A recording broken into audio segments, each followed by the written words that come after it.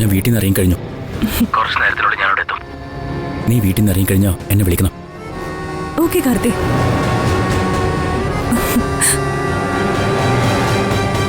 കാർത്തി,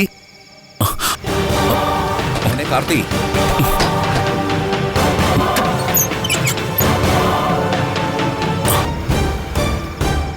എന്താ മോനെ, നീ എന്താ ഒറ്റയ്ക്ക് ഇവിടെ? ലക്ഷ്മിയുടെ കല്യാണത്തിന് ശേഷം പാറുണ്ട് ഉത്തരവാദിത്വം നിനക്ക് തന്നെ. നിനക്ക് വേണ്ടി എന്തും ചെയ്യാൻ തയ്യാറായി നടക്കുന്നവളാവള്. ശരി, നാളെ കുറേ ജോലിയുള്ളതല്ലേ, ഞാൻ പോയി ഒന്ന് കിടക്കട്ടെ. നിനക്കെൻ്റെ രാവിലെ നോട്ട്സ് വാങ്ങാൻ പോകേണ്ടതല്ലേ? വേഗം പോയി ഉറങ്ങാൻ നോക്ക്. ശരി അച്ഛാ.